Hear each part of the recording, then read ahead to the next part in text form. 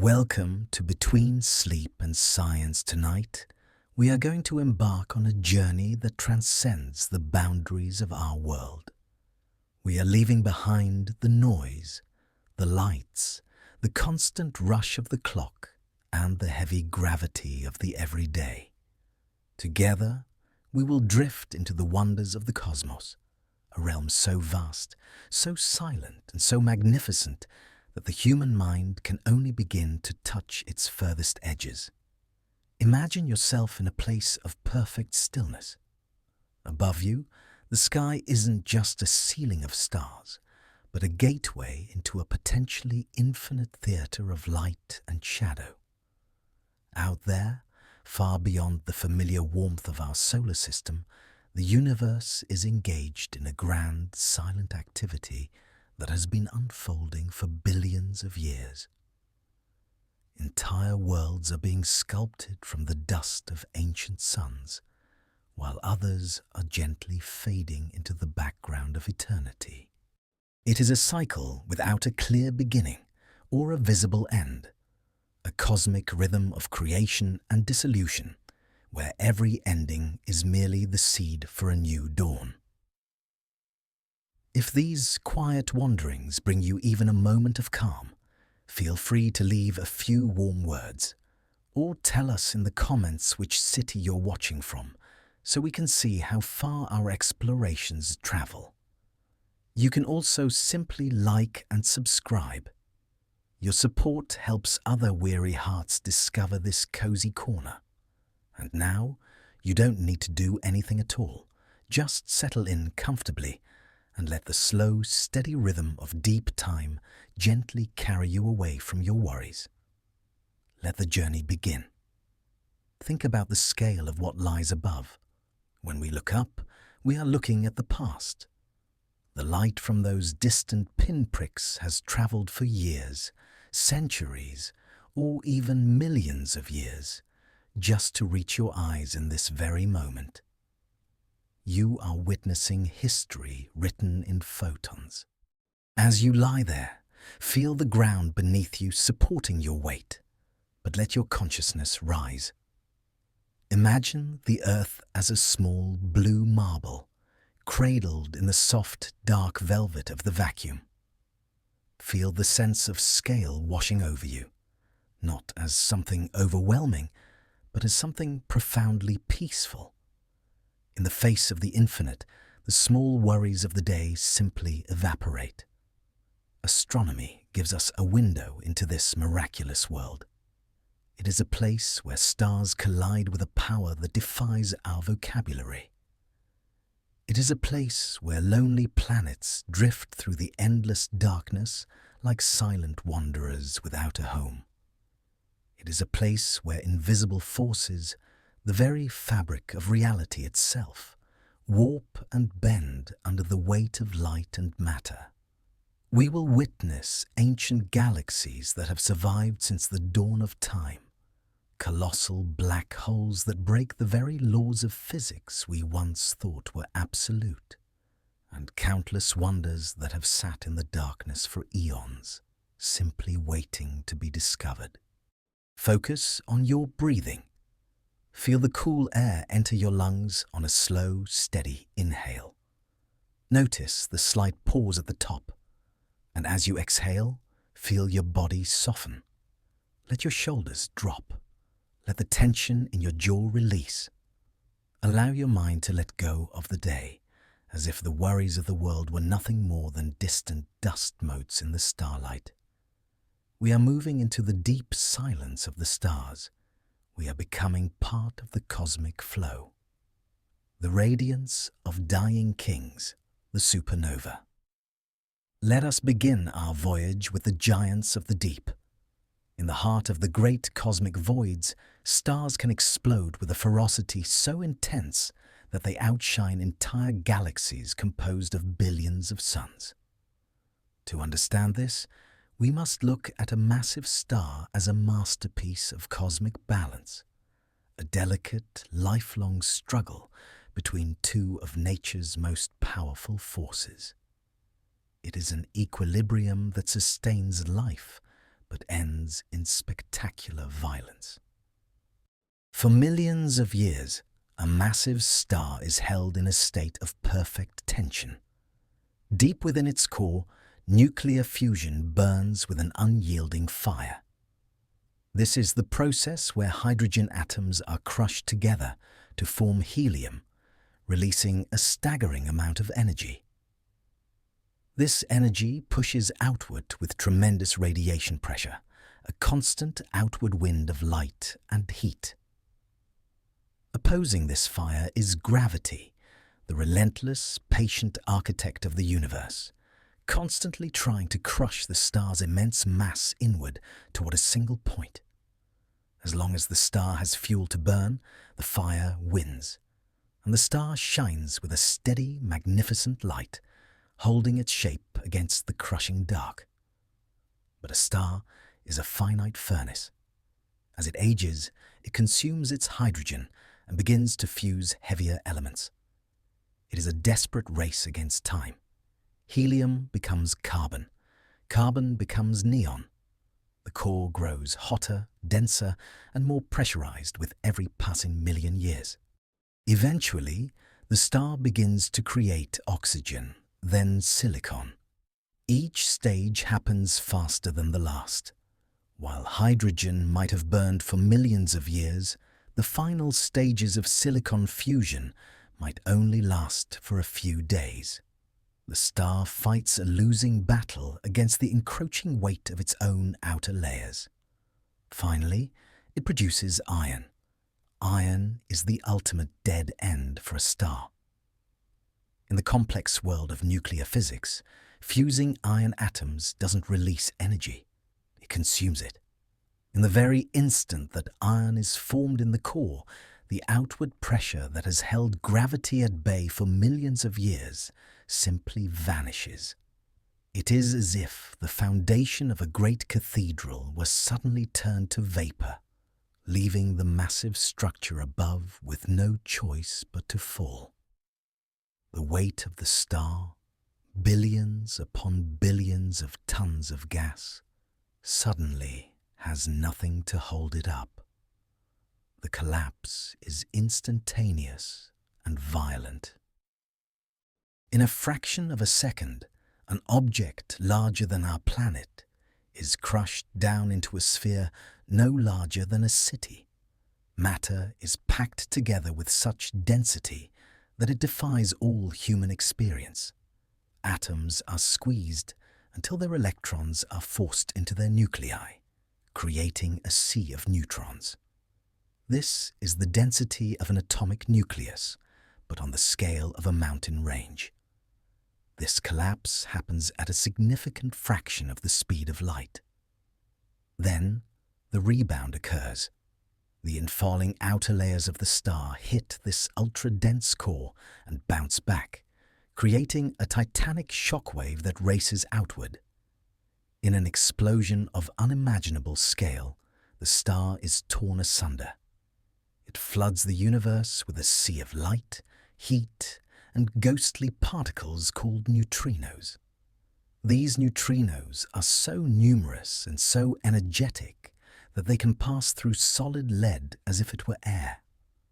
For a few brief weeks, this single, dying object becomes a beacon of light that can be seen across the entire observable universe.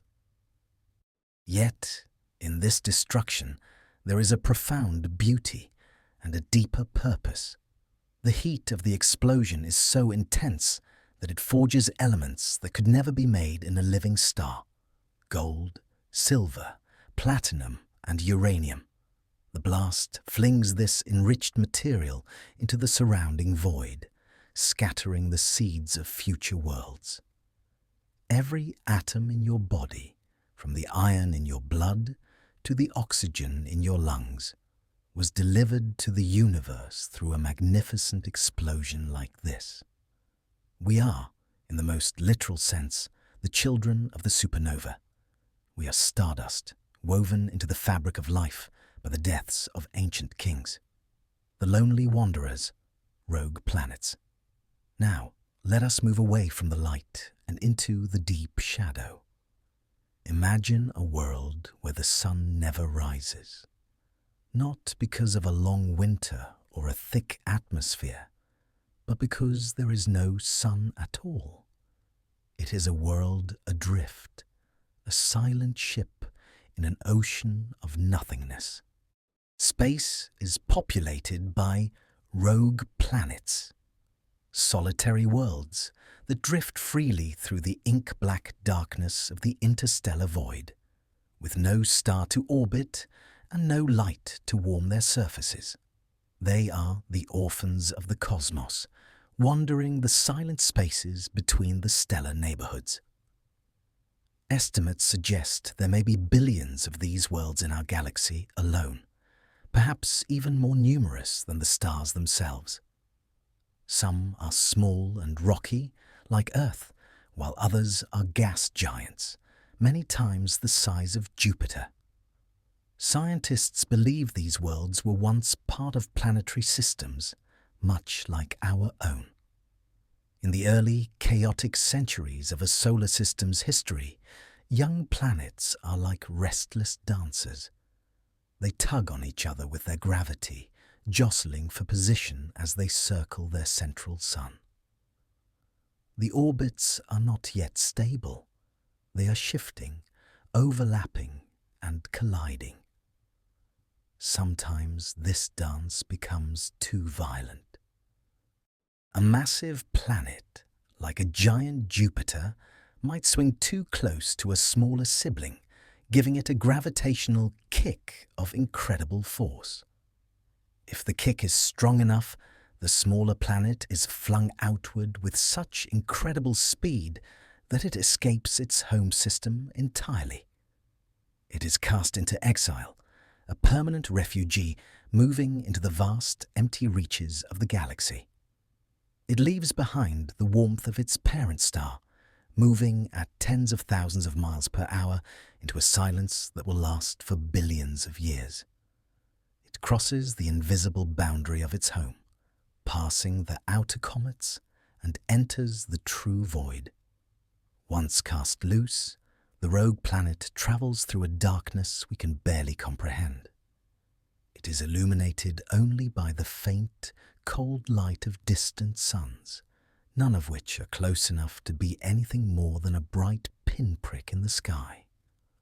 Without a steady source of heat, the planet's surface likely freezes solid. Its atmosphere, if it had one, would rain down as snow, oxygen and nitrogen turning into a crystalline crust of permanent frozen night. You could walk on a sea of frozen air, looking up at a sky where the stars never move, where there is no day to break the spell. Picture a landscape of liquid nitrogen ice, illuminated by the ghostly glow of the Milky Way. There is no wind, no sound, and no change.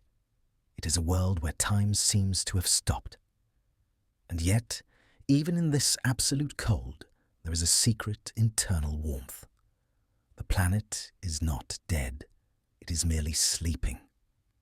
Deep inside the planet, the heat of its original formation, the energy of the collision that created it, and the slow, steady decay of radioactive elements like uranium and thorium can keep the interior warm for billions of years. Imagine a world of ice on the outside, but with a core that still glows with a dull volcanic heat.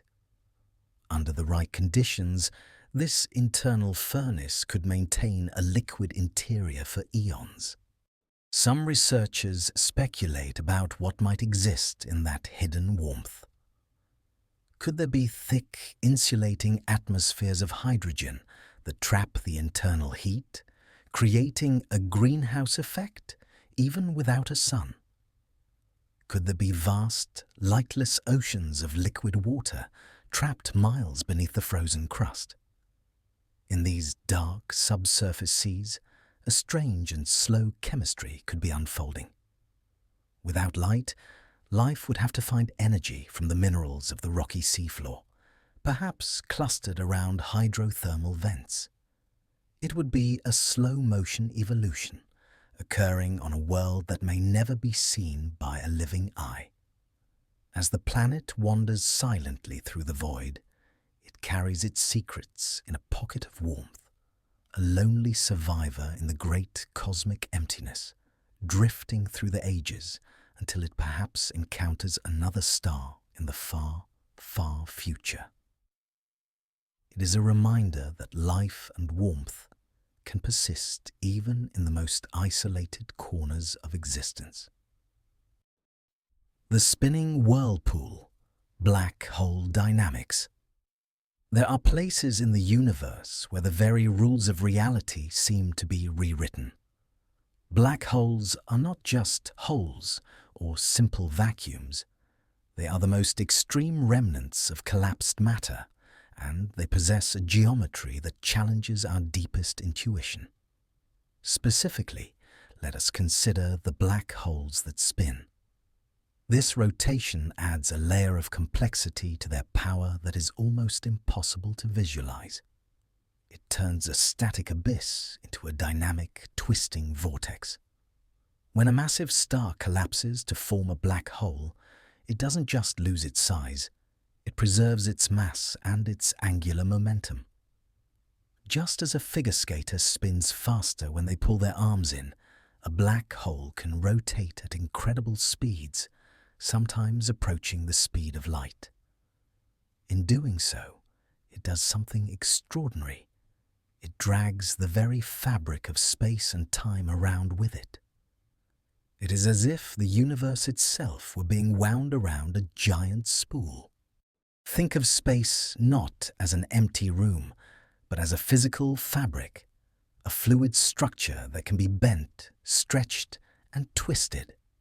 This is the essence of Einstein's general relativity.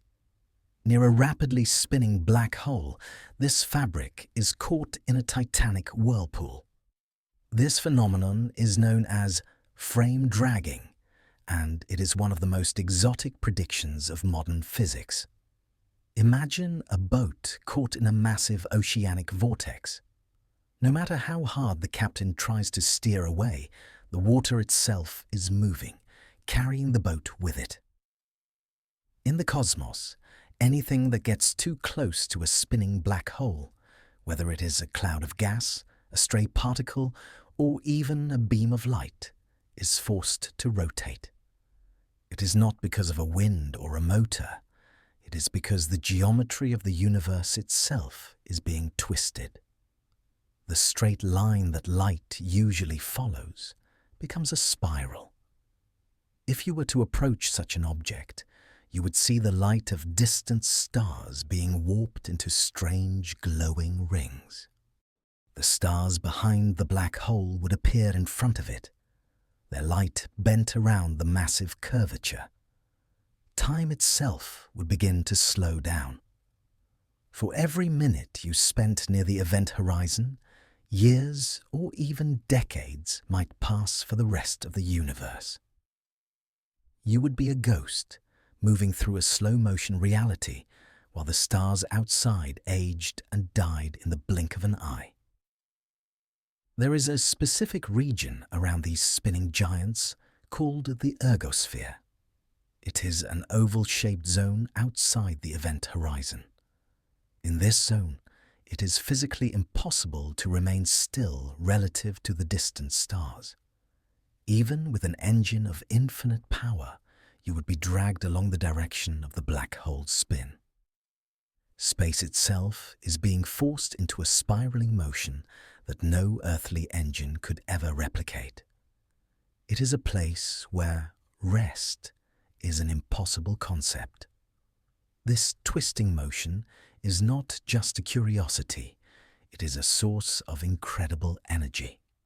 Through a process called the Penrose effect, energy can be stolen from the black hole's rotation. This energy feeds the powerful jets of matter that we see shooting out from the centers of galaxies, streams of particles accelerated to nearly the speed of light, stretching for millions of miles. These jets are the breath of the black hole, marking its presence in the sky like a giant, glowing fountain. In this way, the rotation of an invisible, silent point can influence the growth and behavior of an entire galaxy. It can push gas out of the galaxy, stopping the birth of new stars, or it can trigger ripples in the surrounding space that create new ones. It is a reminder that in the cosmos, the most powerful forces are often the ones we cannot see, working their influence through the very curve and twist of reality. The darkness is not empty. It is a reservoir of absolute power. The hidden oceans, icy moons and tidal heating. Let us return closer to our own home, to the moons that circle the giant planets of our solar system. We often think of Earth as the water world, the only place where vast blue oceans exist. But as we peer deeper into the outer reaches, we are discovering that liquid water and the potential for life might be hidden in the most unexpected places. It is a shift in perspective that expands our definition of a home. Orbiting the gas giants, Jupiter and Saturn are small frozen bodies like Europa, Enceladus and Ganymede. From the outside, they look like dead, cracked marbles. Their surfaces are covered in a thick shell of water ice, marked by long ridges, streaks, and craters.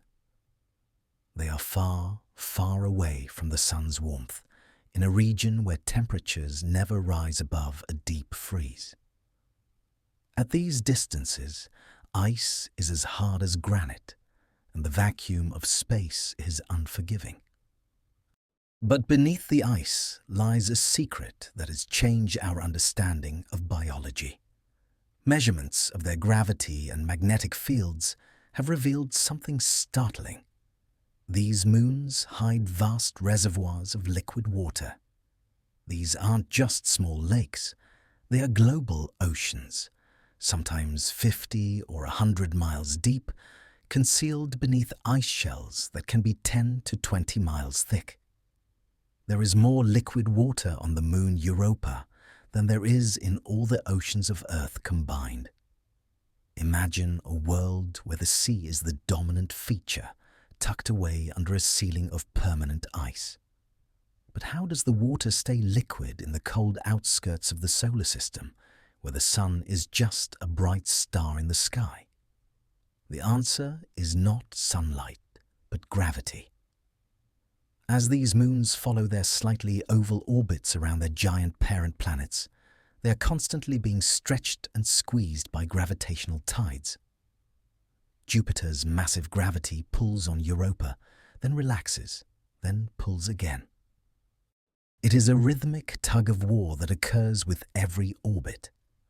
Imagine a ball of clay that you knead in your hands.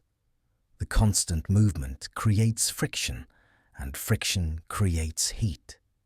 This tidal heating generates enough warmth in the moon's interior to melt the ice from the bottom up, creating a permanent dark sea. The ice acts as a thermal blanket, trapping the heat of friction and radioactive decay, preventing the ocean from freezing solid. Down there, in the total darkness, there is no photosynthesis. There is no sun to drive the cycle of life as we know it, but there is energy. On the rocky seafloor of these hidden oceans, hot volcanic vents, driven by the same tidal heat, likely pour mineral-rich fluids into the water. We have seen this on Earth, in the deepest trenches of our oceans, where life thrives without a single ray of sunlight, feeding on the chemicals of the Earth's crust. In these warm, chemically rich environments, complex molecules could be coming together in the dark. These moons remind us that habitable doesn't always mean sunny. Sometimes a world can look cold and lifeless on the outside, while hiding a warm, vibrant and potentially living heart deep beneath the ice. They are the hidden sanctuaries of our solar system, waiting for the day we finally dip a probe into their silent, ancient waters. They suggest that the universe might be far more populated than we ever dared to hope.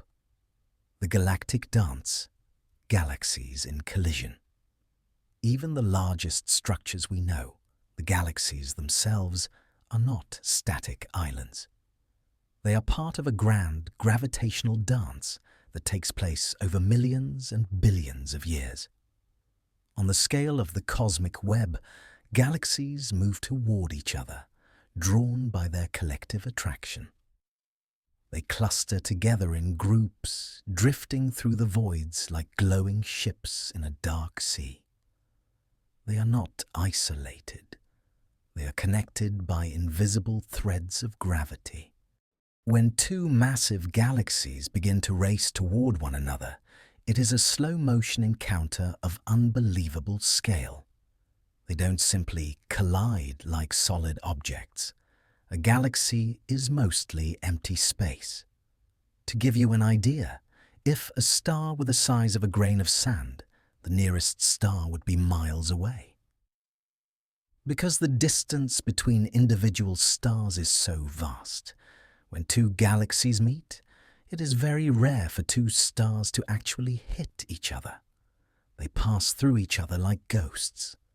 Instead, their mutual gravity acts like a powerful distorting lens. As they pass through one another, they pull and tug on each other's stars and gas clouds. Great streams of material are drawn out into long, glowing arcs and tidal tails that can stretch for hundreds of thousands of light years. You might see a once perfect spiral galaxy being stretched into a chaotic, beautiful shape, its symmetry replaced by a messy, luminous trail of stellar dust. It is a transformation of form on a scale that beggars the imagination. The most dramatic effect happens to the gauss. Every galaxy contains vast clouds of hydrogen. When the clouds of two merging galaxies overlap, they are compressed by the shock of the encounter. This compression ignites a starburst, a sudden and violent burst of new star formation. Thousands of massive, brilliant blue stars are born almost at once, lighting up the merging system like a cosmic firework display. These young stars are hot and short-lived, but their collective light can make a merging galaxy appear 10 times brighter than a normal one. It is a moment of intense creation, born from a moment of gravitational chaos. The galaxy is reborn in a flash of blue starlight, consuming its gas in a frantic, creative spree. Eventually, after a gravitational dance that might last for 500 million or a billion years, the two separate systems settle down. They merge into a single, larger structure, often a massive, rounded, elliptical galaxy. What began as two distinct swirling islands of stars becomes one massive cosmic city, holding the combined history and material of two different worlds. The individual stars find new orbits, and the gas eventually settles into a new equilibrium. Our own Milky Way is currently on such a path. We are slowly drifting toward the Andromeda Galaxy at about 250,000 miles per hour. One day, 4 billion years from now, our sky will be filled with the brilliant light of this slow, unavoidable merger. The stars of Andromeda will mingle with ours, creating a new, vast home for any civilizations that might still be watching. It is a reminder that the universe is a place of constant growth and integration, where even the largest structures are always becoming something new. The twilight category, brown dwarfs. Nature does not always fit into neat categories. In the space between the smallest stars and the largest planets, there exists a mysterious class of objects known as brown dwarfs. Astronomers often call them failed stars, but that name doesn't quite do justice to their unique and haunting nature. They are the inhabitants of the threshold, neither worlds nor suns. A brown dwarf begins its life just like a star, from a collapsing cloud of gas and dust. Gravity pulls the material together, and the core gets hotter and hotter as it compresses. But as it shrinks, it fails to gather enough mass to reach the critical point. It doesn't have the weight needed to create the immense pressure and temperature, about 10 million degrees, required to ignite sustained hydrogen fusion. Because they never turn on like a normal star, they are too big to be a planet, but too small to truly shine. They are the middle children of the cosmos.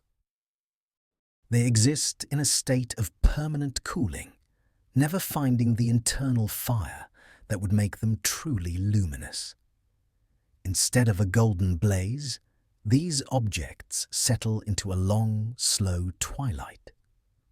They start out relatively warm and bright from the heat of their collapse, then spend billions of years slowly releasing that stored energy into the cold void. As they cool, their light fades from a dull red into the invisible infrared. To our eyes, they would look like dark, glowing embers, almost impossible to see against the blackness of space. They are the shadows of stars, drifting unseen through the galaxy. The atmospheres of brown dwarfs are some of the most exotic places in the universe. Because they are cooler than stars, they can host clouds made of materials that would be vaporized in a true stellar furnace. We find chemistry there that we see nowhere else in the stellar world. Imagine a world with clouds of molten iron or droplets of hot silicate rock. As the brown dwarf cools further, its atmosphere might even contain methane and water vapor, making it look strikingly similar to a giant gas world like Jupiter. They have weather, immense, howling storms and bands of clouds, but they drift through space without a sun to light them. They are worlds of eternal darkness, illuminated only by their own internal fading heat. They occupy a lonely middle ground, drifting through the galaxy like cooling coals from a fire that never quite caught.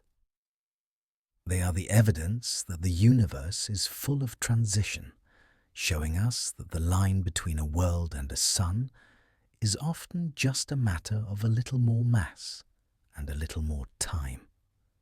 There are likely millions of these twilight worlds in the Milky Way, invisible to us, slowly cooling toward the temperature of the void. They are a testament to the diversity of creation, showing us that even the failures have a place in the cosmic story. The icy messengers, comets, and the seeds of life. Occasionally, the inner solar system is visited by wanderers from the outer darkness. Comets are far more than just dirty snowballs. They are time capsules, icy messengers that have been preserved in a deep freeze for 4.5 billion years. They come from the Oort cloud and the Kuiper belt, the distant frozen fringes of our system, where the sun's gravity is weak and the vacuum is absolute.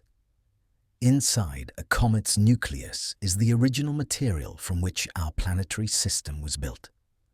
It is a mixture of water ice, frozen gases like carbon dioxide, and fine mineral dust. But what makes them truly fascinating is that they carry organic molecules, the complex, carbon-based compounds that are the building blocks of biology. They are the chemical archives of our birth. Long before the sun even existed, In the vast cloud of gas and dust that preceded our solar system, tiny grains of dust served as cold chemical laboratories.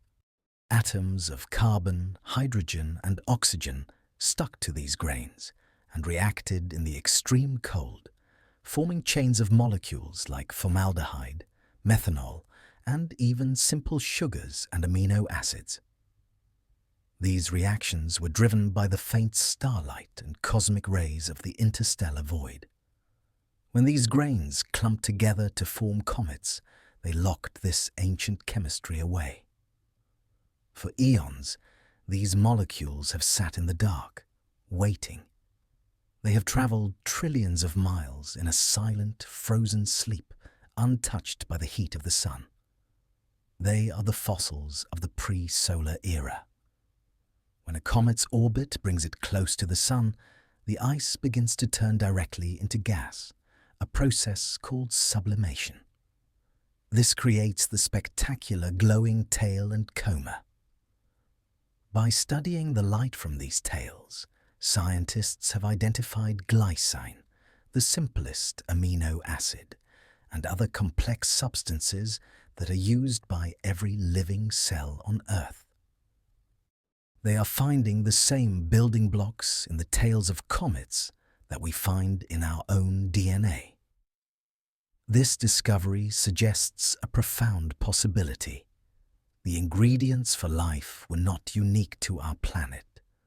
They were brewed in the deep, cold spaces between the stars long before the Earth even formed. Comets may have acted as cosmic delivery trucks, raining these organic seeds down upon the young planets as they were bombarded by debris. This bombardment, once seen as purely destructive, may have been the very thing that fertilized the Earth. Every time a comet passes through our sky, it is a reminder that we are part of a much larger, much older chemical story. The seeds of life are scattered across the stars, waiting for the right conditions to take root. We are the result of a cosmic sowing that took place in the dark billions of years ago. The luminous nurseries, nebulae, and ionization. In certain corners of our galaxy, the darkness is pushed back by a fierce and beautiful glow. These are nebulae, enormous, sprawling clouds of gas and dust that serve as the nurseries where the next generation of stars is born. They can span hundreds of light years, containing enough material to build thousands of solar systems. They are the workshops of the universe. When a group of massive, hot stars ignites within one of these clouds, they flood their surroundings with intense ultraviolet radiation. This light is so energetic that it strips the electrons away from the hydrogen atoms in the cloud.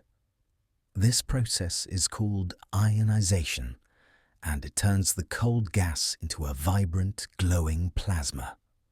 The gas becomes a theater of light, and it begins to glow with vivid, haunting colors.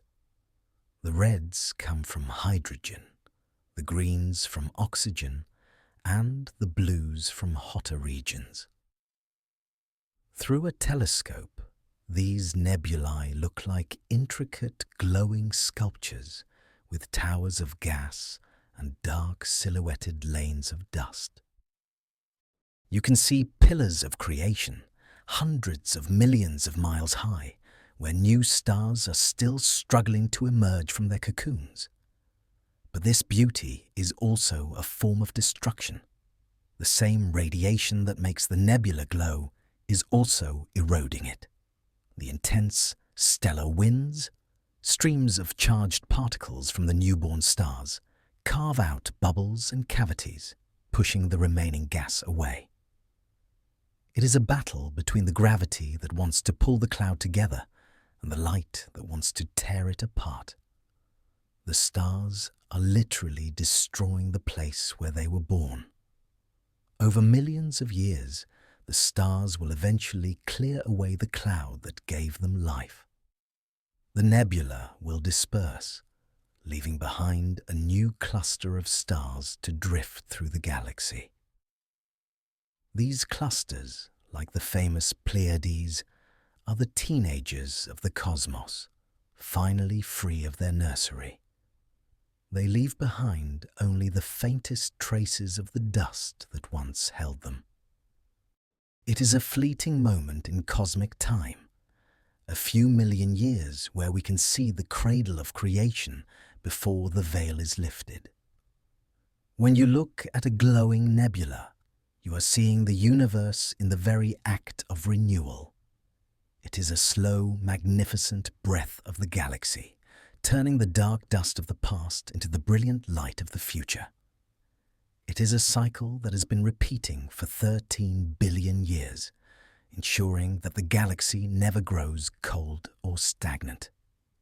The egg-shaped worlds, tidal distortion. We usually think of planets as perfect spheres, smooth and round like a child's marble. But gravity can be a cruel and powerful sculptor. In the systems where planets orbit very close to their stars, worlds known as hot Jupiters, the shape of the world itself can be fundamentally altered. The symmetry of the sphere is replaced by the tension of the teardrop. If a planet orbits a massive sun in just a few days or even a few hours, the gravitational pull on its near side is significantly stronger than the pull on its far side. This difference in force creates immense tides, not just in the oceans, but in the solid rock and gas of the planet's body. The planet is being pulled apart by the very star it calls home. The planet is stretched. It is pulled out into an elongated, egg-like shape. Its longest dimension always points toward the star it orbits, held in a permanent gravitational grip called tidal locking. It never spins relative to its star. One side is trapped in eternal daylight, while the other is lost in perpetual night. The transition between the two sides is a region of constant, violent storm. This constant stretching and squeezing as the planet moves through its orbit generates a tremendous amount of internal friction. The interior of the planet becomes a furnace. This heat can cause the atmosphere to puff up, making the planet look even larger than it should be. It can drive intense volcanic activity and tectonic shifts that would make Earth's geology look stagnant. The world is literally turning itself inside out. If the planet has an atmosphere, the winds there would be extreme. They would be driven by the unusual geometry and the staggering temperature difference, sometimes thousands of degrees, between the day and night sides. These winds carry heat around the planet, creating complex circulation patterns that astronomers use as a laboratory to study how gravity influences matter. It is a weather system beyond anything we can experience on Earth. These distorted worlds are natural laboratories. They show us how gravity can influence matter under conditions we could never replicate on Earth, turning a world into a teardrop of rock and gas, suspended in a precarious balance against the crushing power of its sun. They are a reminder that in the universe, nothing is truly fixed. Everything is subject to the influence of the forces around it. The cosmic lighthouse, pulsars and neutron stars. Deep in the wreckage of a supernova, something extraordinary is left behind. A pulsar is the rapidly spinning remnant of a massive star that ended its life in a catastrophic explosion. What remains is a core so compact and so dense that it challenges the very limits of our understanding of physics. It is the most extreme state of matter that we can observe directly. Imagine the mass of our entire sun crushed down into a sphere no larger than a city like New York or London. A single teaspoon of pulsar material would weigh as much as a mountain. It is a state of matter where atoms have been crushed together so tightly that electrons and protons have merged into neutrons. Only a strange quantum force called neutron degeneracy pressure prevents the star from collapsing further into a black hole. It is a solid ball of nuclear matter. These remnants spin with astonishing speed, sometimes rotating hundreds of times every second, and they possess magnetic fields that are trillions of times stronger than the magnetic field of the Earth. These fields are so powerful they can warp the very structure of the vacuum around the star, creating an environment where light and matter behave in strange ways. Charged particles are trapped in these magnetic fields and accelerated to nearly the speed of light. They shoot out of the magnetic poles in focused beams of radiation, radio waves, X-rays, and gamma rays. These beams are incredibly bright and narrow, like cosmic searchlights. As the pulsar rotates, these beams sweep through space like the light from a lighthouse. If the beam happens to pass across our position on Earth, we detect a pulse, a perfect rhythmic tick from the heart of the galaxy. When they were first discovered, their signals were so precise that some scientists thought they might be beacons from an alien civilization. They were named LGM for Little Green Men. But these are natural wonders. These signals are so incredibly stable that they rival the precision of our best atomic clocks. Astronomers use pulsars to search for gravitational waves, ripples in the fabric of space-time, and to map the distribution of matter in our galaxy. They are the survivors of a cosmic death, now serving as the most precise timekeepers in the universe, ticking away in the silence of the deep. They are the ultimate clocks, measuring the passage of eons with the precision of a nanosecond.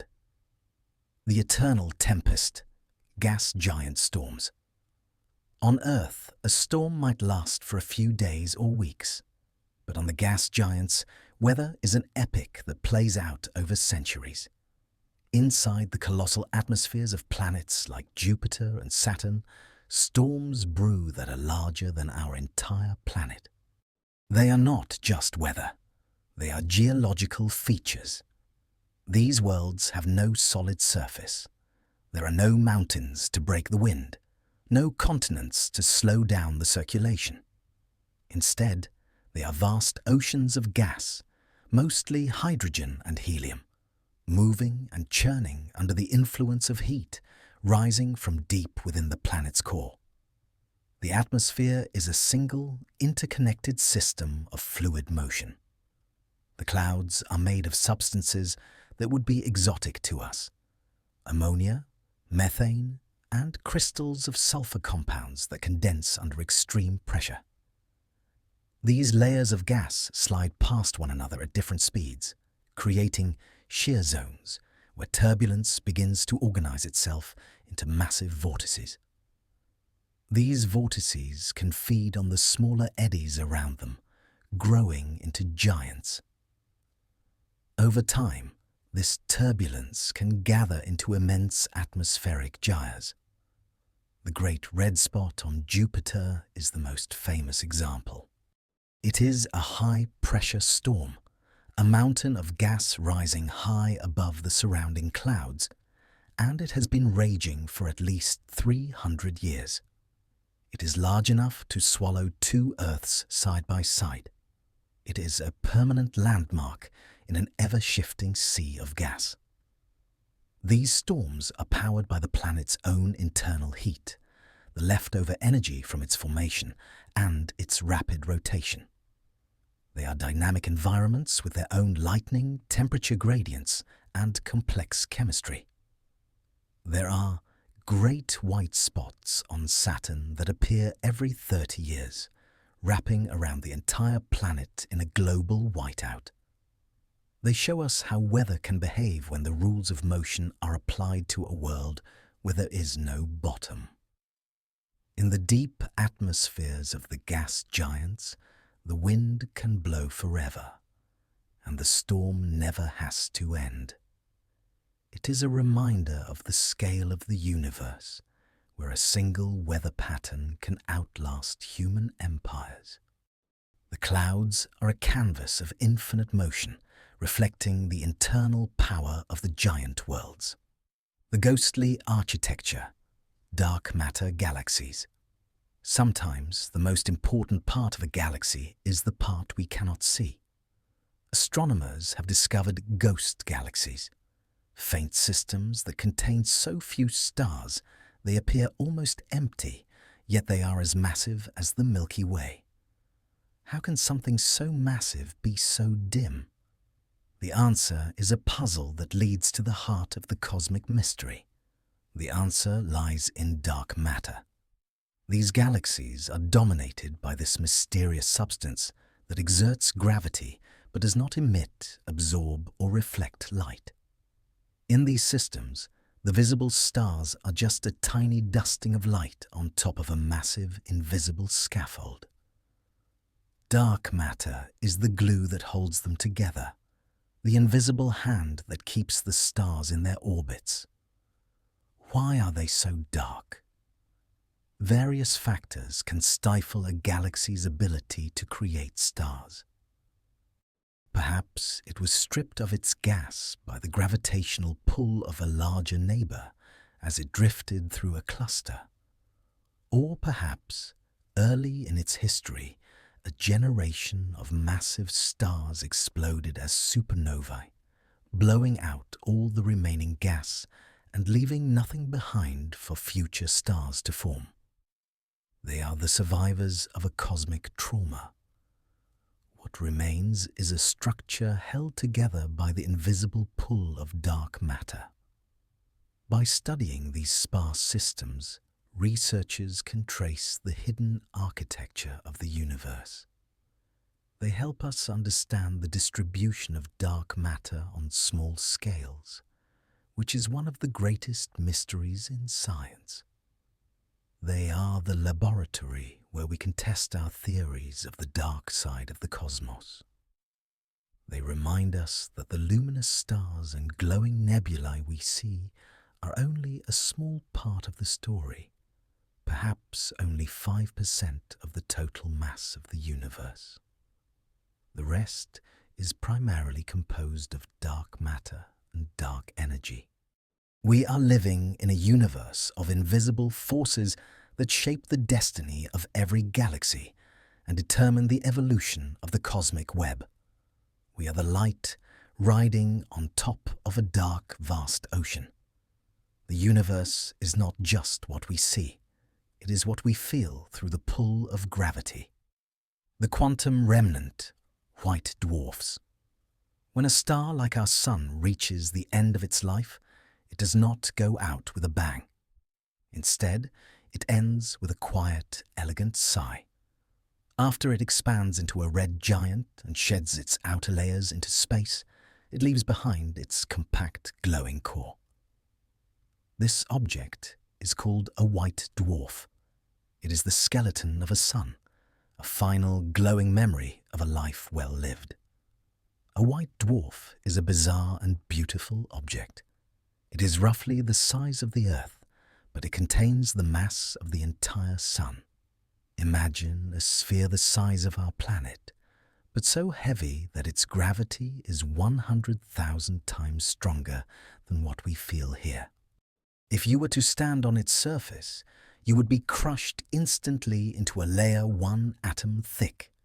It is a place of absolute weight. Inside a white dwarf, the pressure is so extreme that the matter is held up by electron degeneracy pressure, a quantum mechanical force. It is no longer a gas or a solid in the way we understand. It is a collective state where electrons are forced into their lowest possible energy levels, resisting any further compression. It is a solid ball of quantum matter, stable and unyielding. A white dwarf no longer produces energy through fusion. Its fire has gone out. It is simply a very, very hot ember, glowing with the leftover heat of its life. Over trillions of years, longer than the current age of the universe, it will slowly radiate its heat into the vacuum of space, fading from white to yellow, then to red. It is a cooling process that marks the end of time. Eventually, it will become a black dwarf, a cold, dark sphere of crystallized carbon and oxygen. Some scientists believe that because of the immense pressure, the interiors of these stars may actually turn into giant diamonds, billions of trillions of carats in size. They would be the ultimate jewels of the cosmos, hidden in the dark forever. This is the fate that awaits 97% of the stars in our galaxy, including our own sun.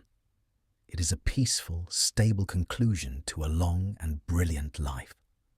They are the white embers of the cosmos, cooling slowly in the dark, monuments to the stars that used to be. They are the survivors, the quiet remnants of the first generation of suns. The chaotic orientation, tilted orbits.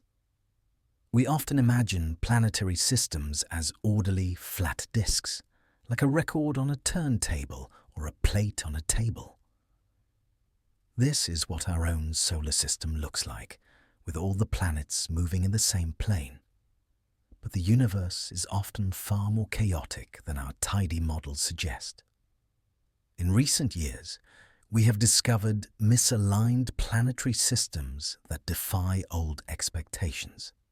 Astronomers have found giant planets that orbit their stars at dramatic angles. Some orbit sideways, passing over the poles of their sun instead of around its equator. Others orbit in the opposite direction to the star's rotation, a retrograde orbit that seems to defy the laws of formation. It is a planetary rebellion against the order of the disk. These unusual paths are the scars of ancient gravitational battles. A planetary system is a delicate balance. A passing star in a crowded cluster, a massive companion planet migrating through the system, or a period of orbital instability can knock a world out of its original plane.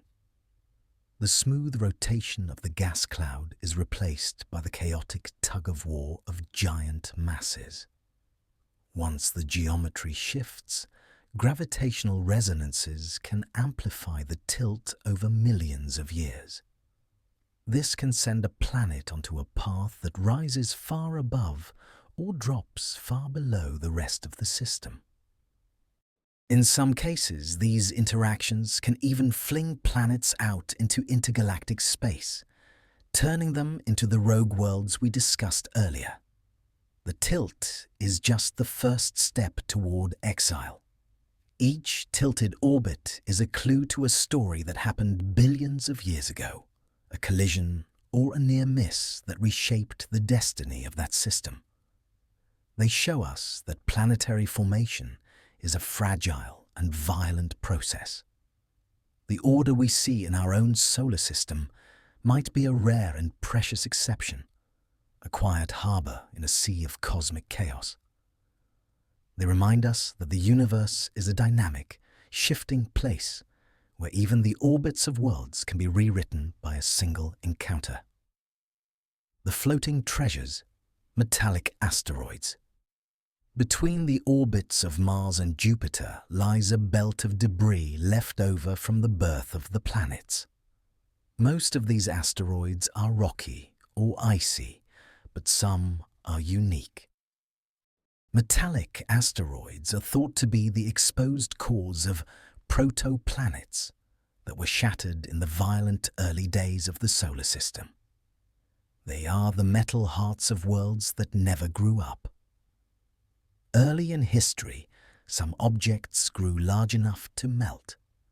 In their molten interiors, heavy elements like iron and nickel sank to the center, while lighter rocks floated to the top. This is a process called differentiation, the same process that gave Earth its metallic core. It is the way a planet organizes itself. But while Earth survived, these smaller worlds were hit by massive collisions that stripped away their rocky crusts and mantles, leaving their solid iron-nickel hearts exposed to the vacuum of space. They are the corpses of worlds that almost were, drifting as silent monuments to the violence of the early solar system. A single metallic asteroid, like the one known as 16 Psyche, contains enough iron and nickel to dwarf all the metal ever mined in human history. But for scientists, the value is not in the metal itself, but in the information it carries. We cannot travel to the center of the Earth to study our own core. The pressure and heat are too great for any probe. But by studying these floating treasures, we can look directly into the heart of a world. They offer a direct window into the processes that shaped the earliest solid bodies of our system. They are the raw material of the past, waiting for us to visit them and learn the secrets of how planets begin their lives. They are the bridge between our feet and the deep interior of our planet. The speed of life, massive stars. In the cosmos, size often comes with a price. While a small, cool star, a red dwarf, can live for trillions of years, the most massive stars in the universe live life at a breakneck pace.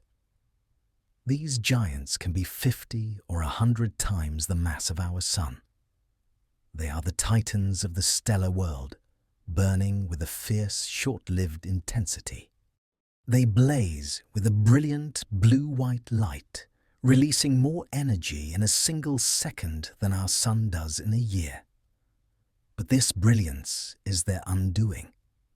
Because they are so massive, their gravity is overwhelming, forcing their cores to fuse fuel at an astonishing rate just to stay stable.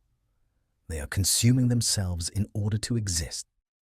Their lives are short, just a few million years. On a cosmic scale, that is a mere blink of an eye. If the history of the universe were a single day, these stars would live for only a few seconds. They appear, shine with blinding light, and disappear before the rest of the galaxy has even noticed. But their influence is enormous. The intense radiation and powerful winds from these stars shape the clouds around them, triggering the birth of new stars. And when they die, they go out in the supernova we spoke of, enriching the galaxy with heavy elements. They are the rock stars of the galaxy, burning fast, dying young, and leaving behind the material that makes planets and life possible. Without these short-lived giants, the universe would be a much simpler, much darker place. They provide the chemical richness that we call home. The cosmic web, filaments of gas. If you could zoom out far enough beyond galaxies and even clusters of galaxies, you would see the largest structure in existence, the cosmic web. Matter in the universe is not scattered randomly like dust in a room. It is organized into a vast, intricate network of strands and nodes. These filaments are made of diffuse gas and dark matter, stretching across millions of light years. They act as the highways of the universe, channeling gas and matter into the massive nodes where galaxy clusters form. Gravity pulls everything toward these strands, creating a structure that looks surprisingly like a neural network or a sponge. It is the architecture of the infinite. Between these filaments are the voids, vast regions of nearly empty space that can be hundreds of millions of light years across. Only a few lonely galaxies exist in these dark expanses, drifting far from the main streams of matter. They are the great deserts of the cosmos. Studying the cosmic web allows us to see the history of the universe written in its large-scale structure. It reveals how gravity has pulled matter together over 13.8 billion years, creating the beautiful interconnected tapestry that we call the cosmos. It is the final scale of reality, the grand architecture that holds every star and every galaxy in its place. We are all part of this silent, massive pattern, connected by the threads of gravity across the deep. The reflective mirrors, albedo planets. Some planets reflect so much starlight that they shine like tiny artificial suns. This brightness comes from their atmospheres or their surfaces. Some worlds are covered in thick clouds of highly reflective minerals, while others might be encased in a global shell of ice, like a giant mirror. It is a brilliance born of chemistry. In extreme cases, a planet orbiting close to its star might be so hot that silicate rocks vaporize, forming a shimmering mist that scatters light with incredible efficiency. On a world like Enceladus, the surface reflects 99% of the light that hits it, making it the brightest object in our solar system. It is a blinding world of pure ice. By measuring how much light a planet reflects, a property called its albedo, astronomers can learn about its climate and composition from trillions of miles away. It is a game of light and shadow, where the brilliance of a world tells us whether it is a land of frozen ice or a hellish landscape of vaporized rock. The light is the messenger, carrying the secrets of the surface across the void. The magnetic giants, magnetars. Magnetars are a special and terrifying kind of neutron star. They possess magnetic fields so powerful that they defy our ability to describe them with numbers. They are the most magnetic objects in the known universe, places where the forces of electricity and magnetism dominate everything else. If a magnetar were located halfway between the Earth and the Moon, its magnetic pull would be strong enough to strip the information from every credit card on our planet and physically rearrange the atoms in your body. It would pull the iron from your blood and stretch your molecules into long, thin needles. It is a power that reaches across space with invisible fingers.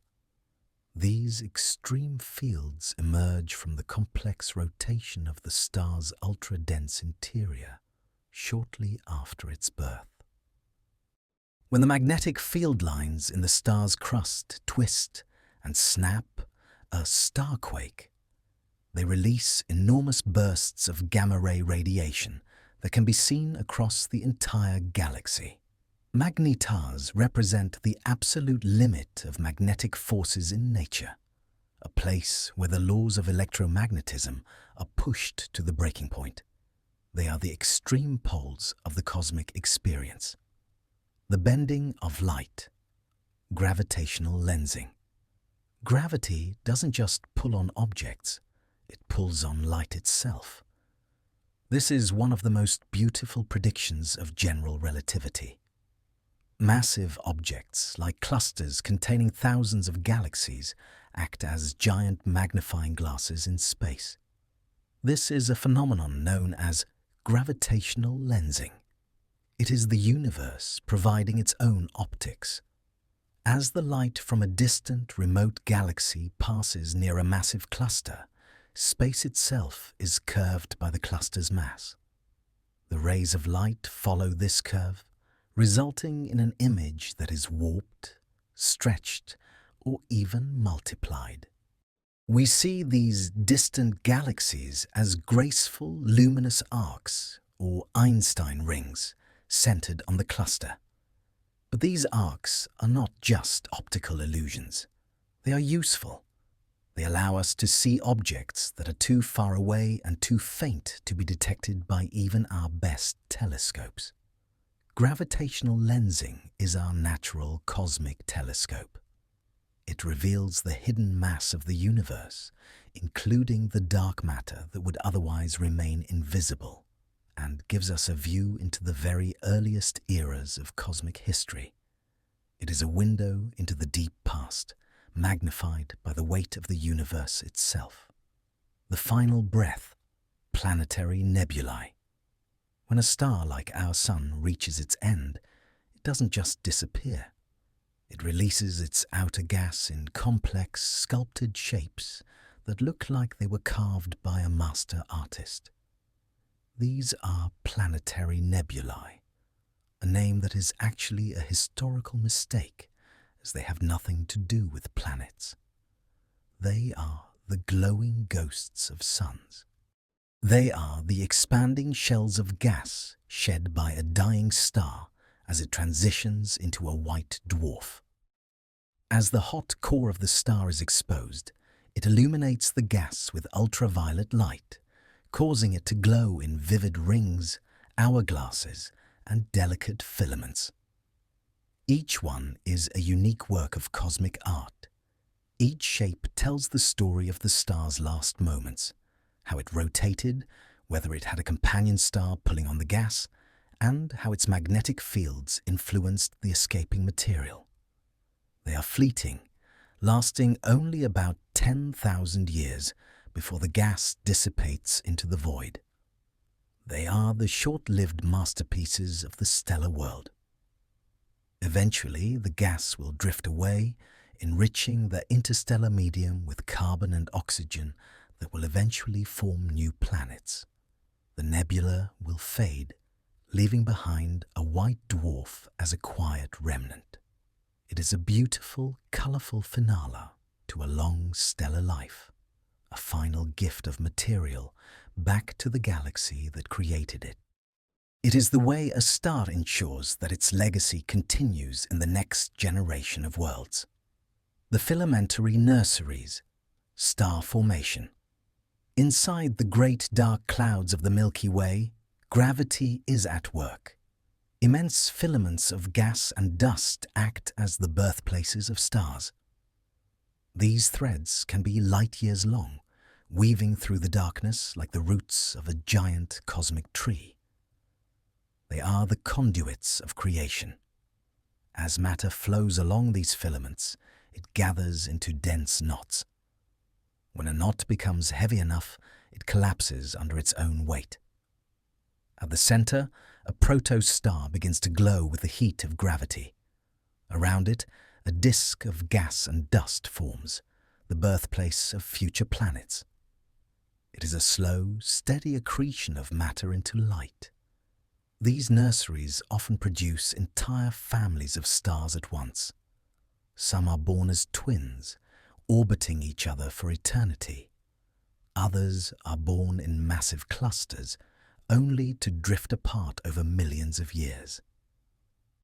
The filaments ensure that the galaxy is always renewing itself, always finding new ways to shine. By observing these filaments, we can see the very first steps of the journey that leads to a sun. It is a slow, patient process that turns cold, dark gas into the light of the future. It reminds us that the universe is never truly empty. It is always preparing for the next generation of light. The darkness is the womb of the stars. The elliptical extremes, orbital evolution. Orbits are not always stable circles. Through gravitational interactions with other planets or passing stars, a planet's path around its sun can be stretched into a long, elongated ellipse. This is known as orbital eccentricity, and it changes everything about a world's experience. A planet on such an orbit experiences extreme and often deadly seasons. It might spend years in a deep, dark freeze as it travels far from its sun, only to race through a blistering, scorching summer as it swings close to the star for a few months. The rhythm of the year is a struggle between the cold and the fire. This variation can reshape a planet's climate and its atmosphere entirely. It can drive intense winds and geological changes as the planet responds to the fluctuating heat. If life exists on such a world, it would have to adapt to cycles of dormancy and extreme activity. It would be a life of extreme resilience. Each elongated orbit tells a story of a past encounter, a nudge from a neighbor or a chaotic event that sent the planet onto a more challenging path. It is a reminder that the stability of our own near-circular orbit is a precious and rare thing, allowing for the steady climate that life requires to flourish. We live in a quiet, stable harbor of the cosmic sea. The cosmic beacons, quasars. Quasars are some of the most distant and energetic objects we can see in the entire universe. They are powered by supermassive black holes at the centers of young, distant galaxies. These black holes are giants, weighing billions of times more than our Sun, and they are consuming matter with a hunger that defies description. As gas and dust fall toward the black hole, they form an accretion disk that is heated to millions of degrees by friction and compression. This disk radiates more energy than 1,000 galaxies combined, making quasars visible across the entire span of the observable universe. They are the brilliant beacons of the early cosmos. When we look at a quasar, we are looking back in time, seeing the universe as it was billions of years ago. They were more common when the universe was young and chaotic, full of gas and intense growth. They trace the era when the first massive black holes were coming into existence, devouring the gas of the early galaxies to grow into the giants we see today. They are the bright, violent signatures of a universe in the act of building itself. The hidden life, astrobiology. The search for life beyond Earth is one of the great quests of modern science. We no longer just look for little green men. We look for biosignatures, chemical hints in a planet's atmosphere that suggest the presence of living organisms. We are looking for the metabolic fingerprints of life. Oxygen, methane, and carbon dioxide are the key indicators. On Earth, life maintains the balance of these gases. If we find a similar mixture on a distant world, it might be the first evidence that we are not alone. Using the James Webb Space Telescope, we are already beginning to sniff the atmospheres of planets orbiting other stars, looking for the breath of another world. But we must be careful. Nature can produce complex chemistry through volcanic activity or radiation without the help of life. Astrobiologists use sophisticated models and instruments to rule out these non-biological explanations. It is a search for a signal that cannot be explained by rock and light alone. Every new atmosphere we study brings us closer to answering the fundamental question: is the universe full of life, or is our blue marble a lonely miracle in the dark? The more we learn, the more it seems that the ingredients for life are everywhere. We are just waiting for the right recipe to show itself. The silence of the cosmos is not necessarily an absence of life. It may just be that we haven't learned how to listen properly yet. The icy eruptions, cryovolcanism. On the moons of the outer solar system, volcanoes don't erupt with molten rock. Instead, they erupt with a mixture of water, ice, and chemicals.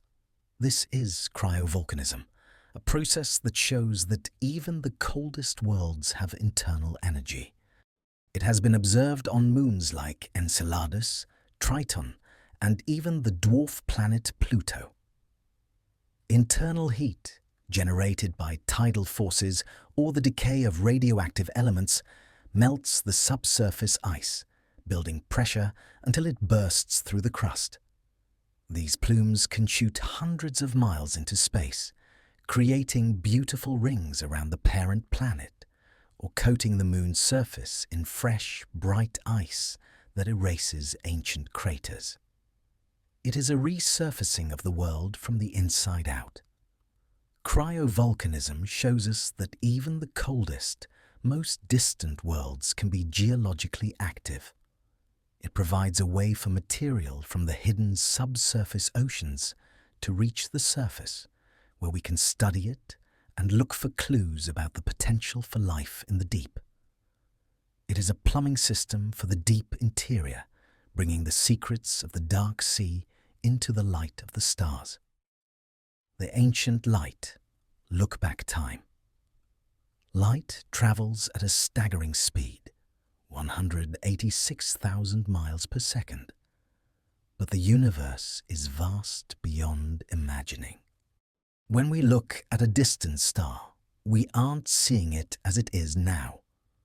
We are seeing it as it was when the light left it, perhaps thousands or even millions of years ago.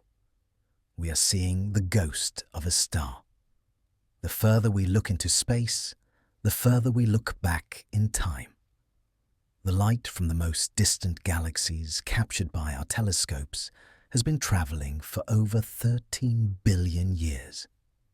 We are seeing those galaxies as they existed when the universe was in its infancy, just after the first stars ignited. We are looking at the dawn of everything. This look-back time allows us to see the history of the universe as if we had a cosmic time machine. We can see galaxies as they were being born, stars as they were first igniting, and the universe as it was before the Earth even existed. It is a profound realization that the night sky is a living museum of all that has ever been, a record of the cosmic story preserved in photons. The light we see tonight is the history of the universe, reaching out to us across the eons. The dusty veils, dark nebulae. Not everything in space glows. Some regions are so filled with fine dust that they block the light from everything behind them. These are dark nebulae, the shadows of the cosmos. They look like holes in the stars, but they are actually dense clouds of cold, silent material. They appear as black silhouettes against the bright backdrop of the Milky Way. But these clouds are not empty. Inside them, the dust provides the protection needed for gas to cool and collapse. The dust grains act as surfaces where atoms can come together to form molecules, building the complex chemistry of the future. Behind these veils, stars are quietly being born, shielded from the harsh radiation of the galaxy. Using infrared telescopes, we can peer through the dust and see the hidden activity within, revealing the glowing embryos of future suns. They show us that the darkness is often the most productive place in the universe. It is in the shadows that the next generation of light is prepared. The stellar winds, atmospheric stripping. Stars are not just sources of light. They are sources of powerful winds. Massive stars release intense streams of charged particles, electrons and protons that sweep through their systems at incredible speeds. It is a constant, invisible onslaught. A planet orbiting too close to such an active star can have its atmosphere literally blown away. Over millions of years, the stellar wind strips away the gas, turning a potentially habitable world into a barren, airless rock.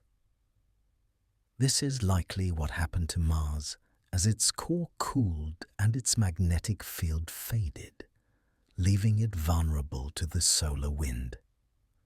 Planets with strong magnetic fields, like Earth, are protected. Our magnetic field acts as a shield, deflecting the solar wind around the planet. The interaction between the wind and our shield creates the beautiful auroras, the northern and southern lights. It is the visible sign of a silent battle being fought for our survival. Studying these interactions helps us understand which worlds can hold onto their atmospheres and which ones are destined to lose them. It is a vital part of the search for planets where life might actually survive the harsh environment of space. A world is only as stable as its protection from the wind of its star. The pillars of gas, radiation sculpting. In the Eagle Nebula, there are structures known as the pillars of creation. These are towers of cold gas and dust that have been sculpted by the radiation of nearby massive stars. They are light years long, standing like giant monuments in the dark, pointing toward the very thing that is destroying them. The radiation from the stars erodes the cloud, but the denser parts resist the erosion, forming long pillars that point back toward the stars that are destroying them. It is a process of cosmic sculpture, where light is the chisel and gas is the clay. The shapes are beautiful, but they are the signatures of a struggle. Inside these pillars, gravity continues to act, forming new stars shielded from the harsh radiation. They are monuments to the balance between destruction and creation. The same light that is tearing the cloud apart is also creating the conditions for the next generation of suns to emerge in the shadows. It is a cycle of renewal that takes place on a grand, dramatic scale. The twisted fields, magnetic loops. Magnetic fields in space are rarely straight or simple. They are twisted, tangled, and looped by the motion of conductive gas and the rotation of stars. These fields can trap charged particles, creating glowing structures that trace the invisible forces at play. They are the unseen geography of the cosmos. On the Sun, these magnetic loops can lead to solar flares and giant eruptions called coronal mass ejections. These events can send waves of charged particles toward Earth, affecting our technology and creating auroras. In the wider galaxy, magnetic fields influence the flow of matter in nebulae and the formation of the massive jets around black holes. By studying the shapes of these magnetic structures, astronomers can infer the strength and direction of the fields. They reveal the invisible hands that guide the movement of energy across the universe, showing that magnetism is just as important as gravity in shaping the cosmos. The universe is a place of intertwined forces, always in a state of dynamic tension. The planetary collisions impact history. The early solar system was a violent and chaotic place. Planets didn't just form peacefully from a cloud, they collided. These massive impacts reshaped the worlds we see today. They were the traumatic births of the planets. The Moon was likely formed when a Mars-sized object named Theia hit the young Earth 4.5 billion years ago. The impact was so energetic that it melted the Earth and sent debris into orbit that eventually gathered to form our satellite. Our companion in the sky is the result of a catastrophic encounter. Other collisions might have tipped Uranus on its side or stripped the rocky crust from Mercury, leaving it with its oversized metallic core. These catastrophic events are a fundamental part of planetary history, showing that the stability we see now was won through a long and violent process of cosmic sorting. Every world carries the scars of its past in its shape and its orbit. The vast rings, Debris disks. Saturn is the most famous example of a ringed planet, but it is not the only one. All the gas giants in our system have rings, though they are much fainter. And across the galaxy, we see rings around other stars, vast disks of dust and debris stretching for billions of miles. They are the leftovers of creation. These rings are often the remnants of moons that were torn apart by gravity or the leftovers from the process of planet formation. They are dynamic structures shaped by the gravitational tugs of nearby planets. Each grain of dust is in its own individual orbit, but together they form a single, beautiful pattern. Gaps in the rings can reveal the presence of shepherd moons or even hidden planets that are carving out their own paths through the dust. Studying rings allows us to see the clockwork of a planetary system in action, revealing the hidden inhabitants through the patterns they leave in the debris. They are the maps of the invisible gravity that rules the system. The binary bridges, mass transfer. Most stars in the galaxy are not solitary like our Sun. They have companions. In binary star systems, two suns orbit each other in a gravitational embrace. When they are close enough, gravity can pull material from the outer layers of one star to the other. It is a shared existence. This mass transfer creates a bridge of flowing gas between the two stars. The receiving star gains mass and burns hotter and brighter, while the losing star is stripped of its outer layers, revealing its core.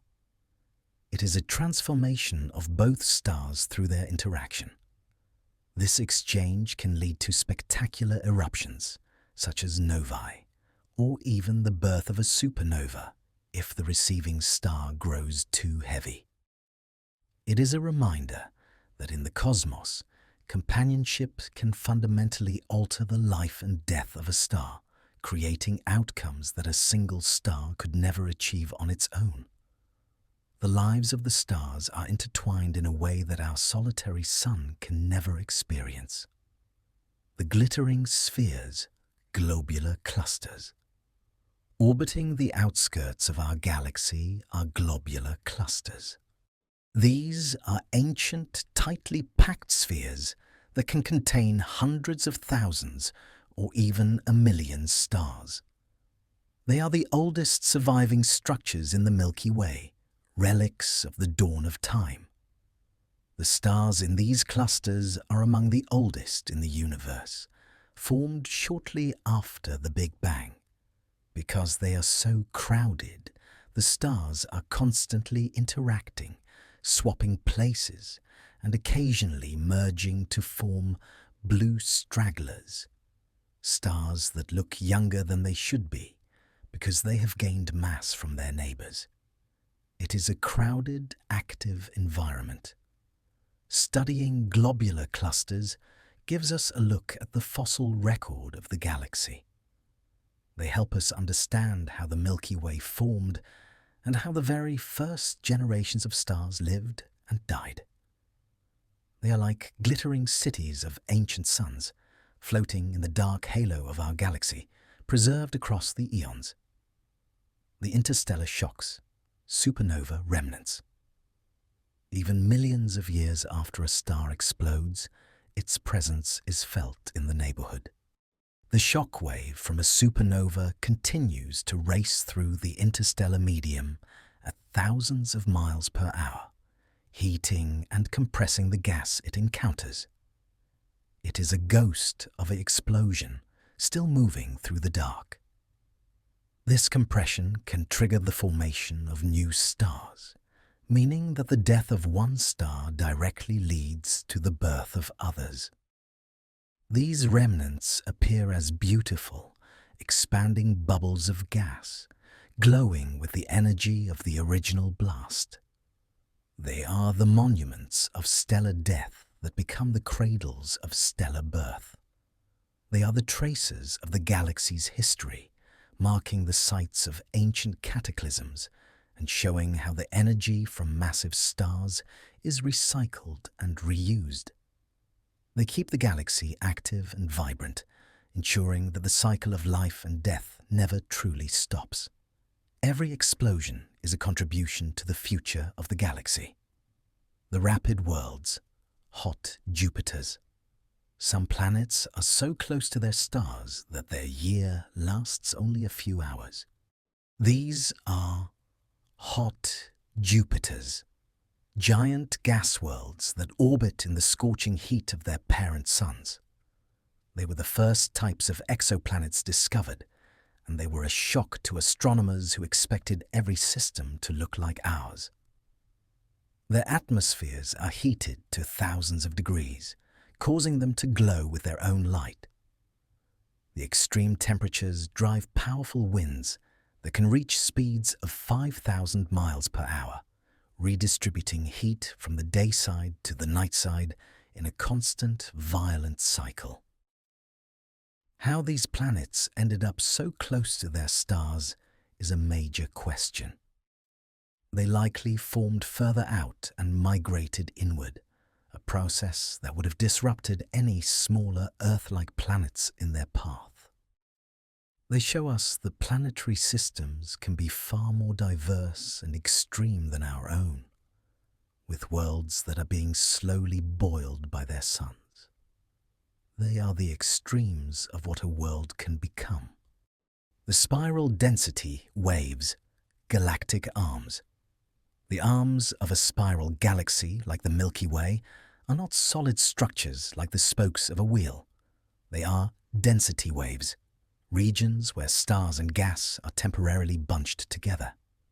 They are patterns of motion, not objects. As the galaxy rotates, stars move in and out of the arms, like cars passing through a traffic jam on a highway. The increased density in the arms compresses the gas, leading to the formation of bright young blue stars that make the arms visible. The spiral is a signature of the star-making activity of the galaxy. The spiral arms are the factories of the galaxy, constantly churning out new suns as the density wave sweeps through.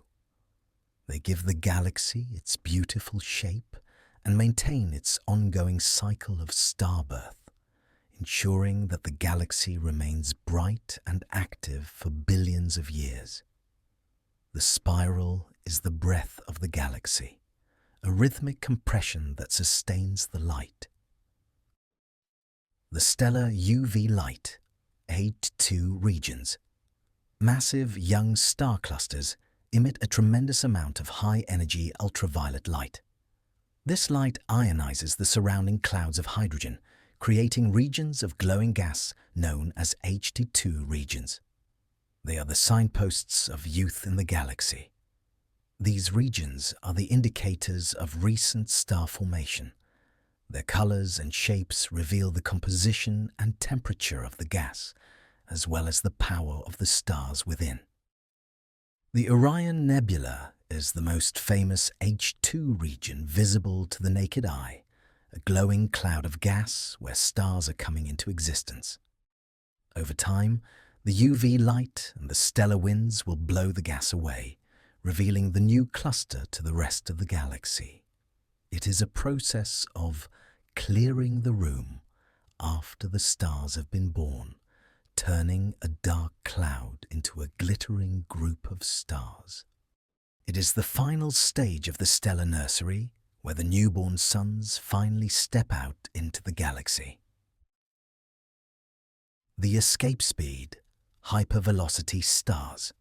Most stars follow predictable circular orbits around the center of the galaxy, but some are moving so fast that they are destined to escape the Milky Way entirely and wander the intergalactic void.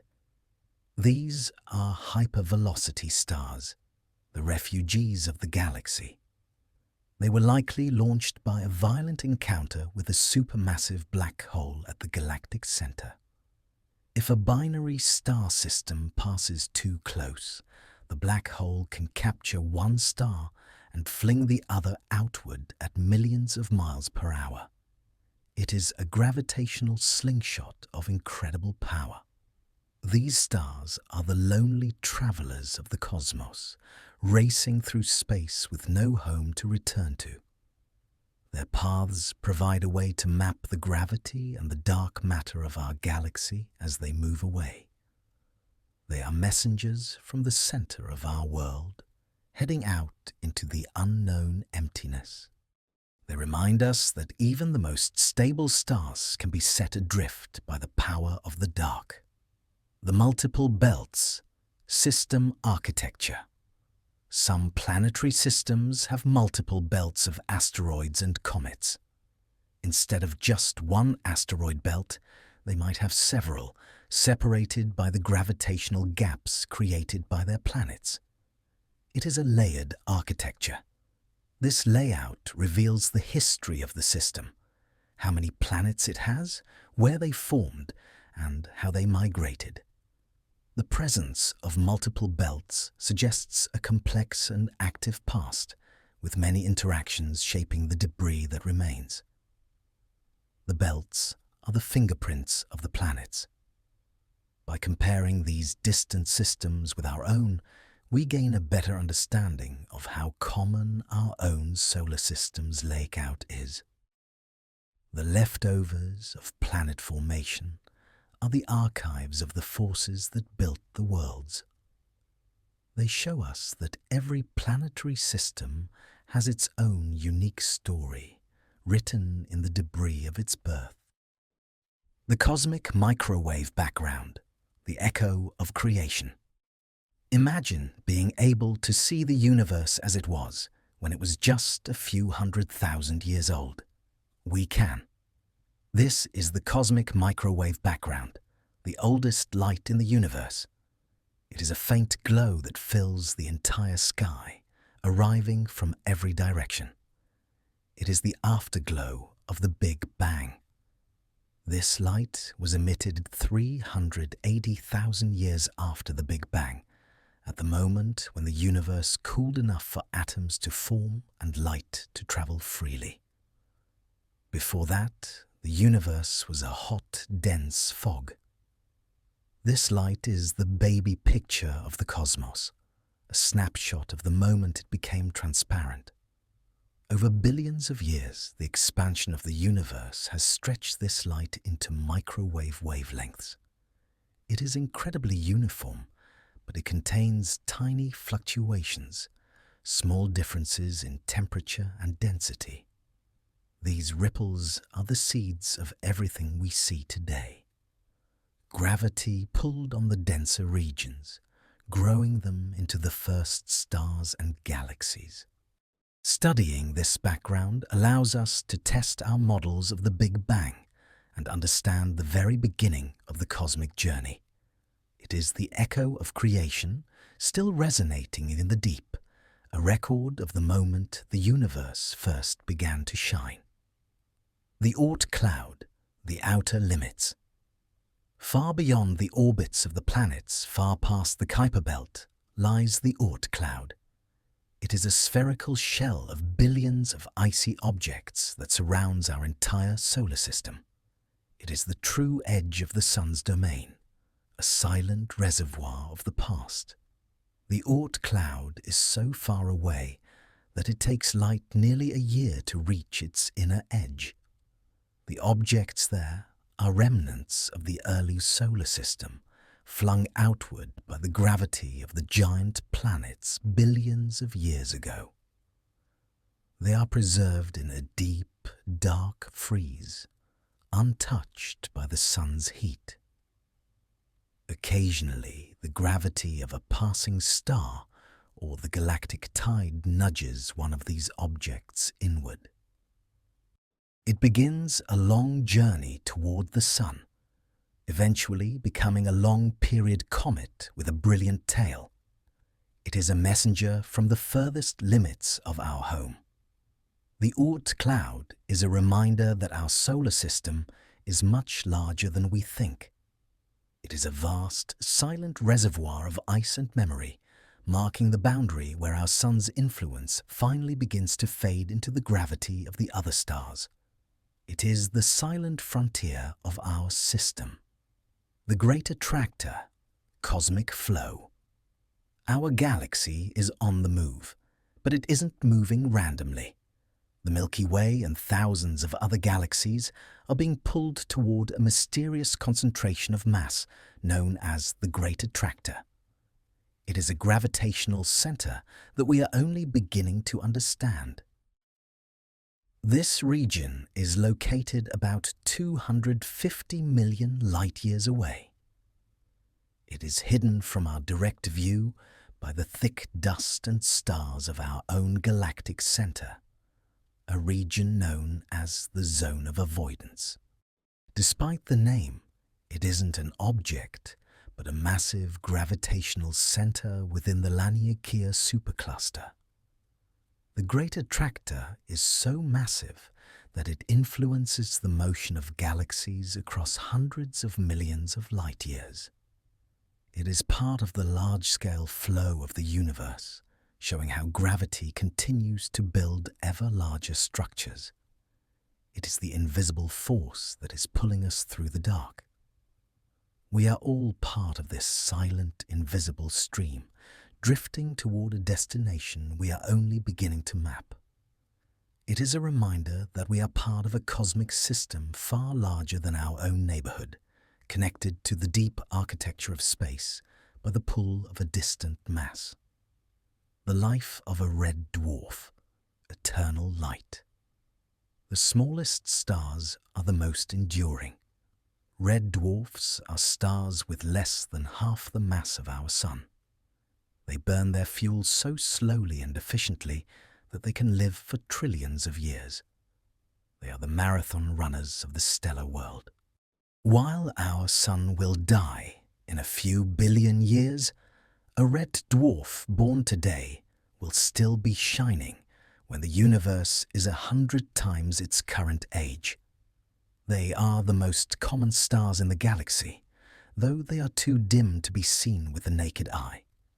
They are the quiet, stable backdrop of the cosmos. Because they live so long, they offer a stable environment for planets.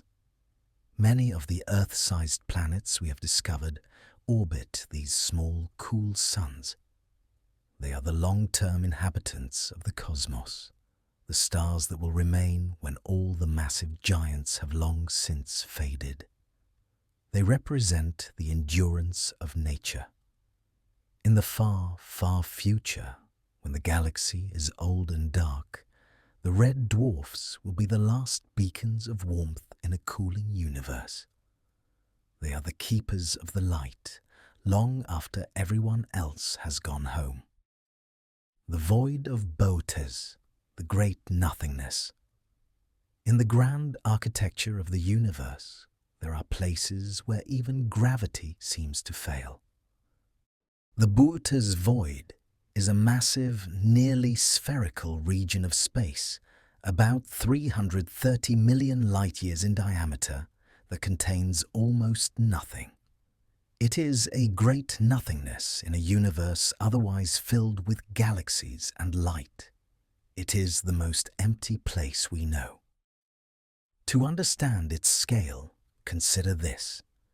If the Milky Way were at the center of the Boötes void, we wouldn't have known other galaxies existed until the 1960s. We would have felt completely alone in the dark. While a typical region of space this size should contain thousands of galaxies, the Boötes void contains only a few dozen. It is a cosmic desert. How did such a massive, empty space form? Some scientists believe it was created when several smaller voids merged together, like soap bubbles joining in a sink. Others wonder if something more exotic, like a strange interaction between dark matter and dark energy, cleared the region. It is a puzzle of absence. The Boötes void reminds us that the universe is not just about the light we see. It's about the spaces in between. It is a silent, haunting monument to the vastness of the cosmos, where the emptiness is just as profound as the stars. It is a place of absolute silence in a universe of motion. The golden record, the interstellar messenger. Sailing through the silent darkness far beyond the planets is a small piece of humanity. The Voyager spacecraft each carry a golden record, a phonograph record containing sounds and images selected to portray the diversity of life and culture on Earth. It is our message in a bottle, cast into the cosmic ocean, a legacy of a species that dared to look up. The record contains greetings in 55 languages, the sounds of rain and thunder, the music of Bach and Chuck Berry, and images of human anatomy and architecture. It is designed to last for billions of years, potentially outlasting the very civilization that created it. It is our most enduring monument. As the Voyagers drift through the interstellar void, they are no longer just machines. They are artifacts, carrying the memory of a small blue world into the deep. If, in the far, far future, someone or something finds them, they will have a record of a species that wondered about its place in the universe. The golden record is a symbol of our hope and our curiosity. Even if it is never found, its presence in the deep silence is a testament to the human spirit, a whisper of life in a potentially infinite universe. It is our way of saying, we were here and we wondered. The Fermi paradox, the silent voices. In a universe billions of years old, with trillions of stars and planets, one question remains. Where is everyone? This is the Fermi paradox. Given the high probability of life elsewhere, the absence of any contact is a profound mystery. It is the silence of the stars that is most challenging. Perhaps life is rare, a unique accident on a single planet. Or perhaps life is common, but the vast distances of space make contact impossible. There is also the chilling possibility of the Great Filter, a barrier that every civilization must cross and most fail. It is a question of our own future as much as others. But there is a more quiet explanation, the zoo hypothesis. Perhaps we are being observed from a distance, or perhaps other civilizations have simply moved beyond the need for radio waves and physical travel. They might be existing in ways we cannot yet imagine, in a state of advanced, quiet contemplation. The Fermi paradox doesn't have an answer yet, but the search itself is meaningful. It drives us to understand our own place in the cosmos, and to cherish the life we have here, a small, bright spark in a silent and waiting dark. The search for others is really a search for ourselves. The death of the sun, the final evolution. Our own sun is a middle-aged star, steady and warm, but its destiny is written in the laws of physics. In about 5 billion years, the sun will exhaust the hydrogen in its core. It will begin to fuse helium, causing it to swell into a red giant. It is the final growth of our star. Its outer layers will expand, likely consuming Mercury, Venus, and perhaps even the Earth. The sky of our world will be filled by the bloated orange face of a dying sun. The oceans will boil away and the atmosphere will be stripped into space. It will be the end of the Earth as we know it. After its brief red giant phase, the sun will shed its outer layers as a beautiful planetary nebula. At the center, a tiny, ultra-dense white dwarf will remain, the core of our sun, cooling slowly for eternity. It will be a tiny, glowing ember in the place where a sun once blazed. This isn't a tragedy, it's a transition. The material from our sun will drift into the galaxy, becoming the dust that forms new stars and new planets. Our story is part of a much larger cycle, where the end of one sun is the beginning of another. We are part of the galaxy's long memory, the expanding universe, the Hubble constant. The universe is not a fixed box, it is an expanding fabric. In the 1920s, Edwin Hubble discovered that galaxies are moving away from us. The further away they are, the faster they are racing into the dark. It was a discovery that changed everything about our understanding of the cosmos. This expansion is not galaxies moving through space, but space itself stretching between them. Imagine a balloon with dots on it. As you blow it up, the dots move apart because the surface is stretching. This is our universe, growing larger every second. In recent years, we've discovered that this expansion is accelerating.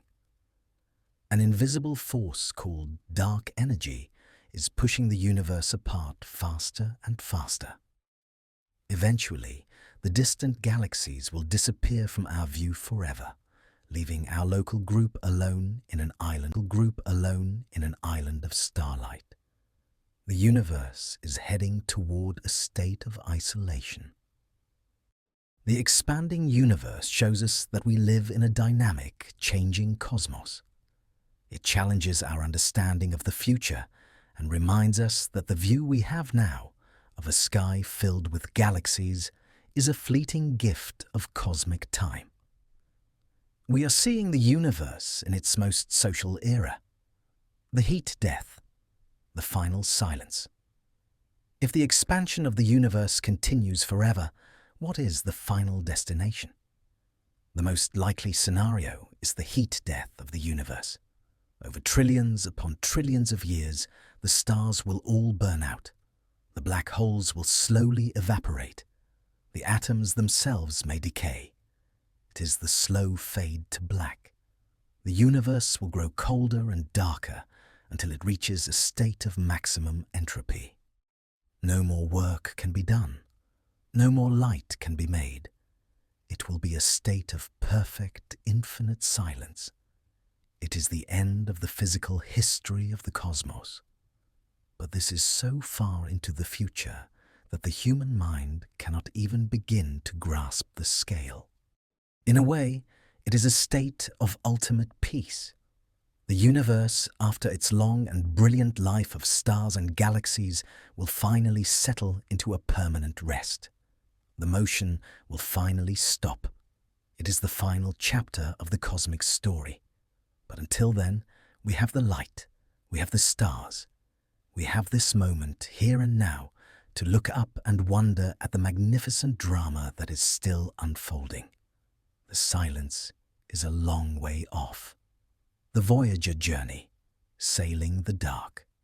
The Voyager probes were designed for a 4-year mission to Jupiter and Saturn. Instead, they have traveled for nearly 50 years, crossing the heliosphere and entering the space between the stars.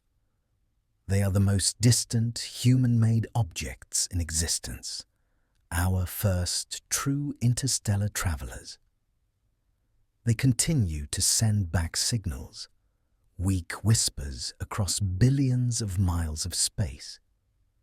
They tell us about the magnetic fields and the charged particles in the interstellar void. They are our eyes and ears in a place we may not visit for centuries. They are the pioneers of the deep dark. As their power slowly fades, they will eventually grow silent, but they will continue to sail on. In about 40,000 years, Voyager 1 will pass within 1.6 light-years of a star in the constellation Camelopardalis. It is a long journey through the silence.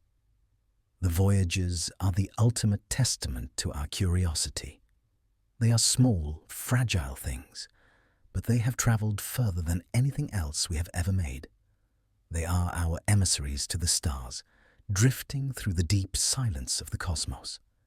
They are our legacy in the stars, the lava worlds, the scorched earths. Not every planet is a world of water and clouds. Some exoplanets orbit so close to their stars that their surfaces are literally molten. These are lava worlds, where the rock itself turns into oceans of glowing magma. They are the extremes of geology. On a planet like Kepler 10b, the temperature on the day side can reach 2,500 degrees Fahrenheit. The atmosphere is made of vaporized minerals, rock gas that condenses and falls back as stone rain. It is a world of permanent molten fire. The geological activity on these worlds would be extreme. Immense volcanic eruptions and shifts in the magma seas would create a landscape of constant change. They are hellish versions of Earth, showing us how extreme the conditions of planetary existence can be. They are the raw, molten beginnings of planets, preserved in close orbit. By studying these scorched worlds, astronomers learn about the composition of planetary interiors. They are a window into the molten beginnings of all planets, including our own. They remind us of the heat that still resides at the center of our world. The eyeball planets, the tidal trap. Imagine a world where one side is a frozen wasteland of ice and the other is a scorched desert. This is an eyeball planet. They occur when a planet is tidally locked to its star, meaning it always shows the same face to the light. It is a world of absolute contrast. On the day side, the star's heat is constant. If there is water, it might form a small circular ocean directly beneath the star, the pupil of the eyeball. On the night side, the temperature plunges to levels where the atmosphere itself might freeze. It is a land of eternal ice and eternal fire. Between the fire and the ice lies the twilight zone, a narrow ring of eternal dusk where temperatures might be temperate. This could be the most habitable place on the planet, a permanent harbour for life in a world of extremes. It is a thin line of possibility. Eyeball planets show us that habitability is not a simple concept. It can exist in strange and unexpected geometries, carved out of the gravitational grip of a star. They show us that life will find a way even in the most divided worlds. That the water worlds, the global oceans. Earth has oceans, but it is primarily a rocky world.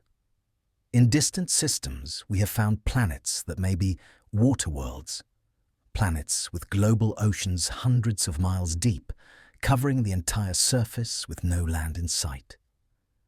They are the maritime extremes of the galaxy. On such a world, the water at the bottom of the ocean would be under such immense pressure that it would turn into exotic forms of ice, even at high temperatures. These hot ices would form the solid floor of a global sea. It is a state of matter we can only recreate in a laboratory. The weather on a water world would be dominated by immense storms and global currents. Without continents to break the wind, the waves could reach heights of hundreds of feet, traveling around the planet in a constant rhythmic roll. It is a world of infinite blue. These planets are the ultimate maritime environments. They remind us that the Earth is only one way a planet can be made.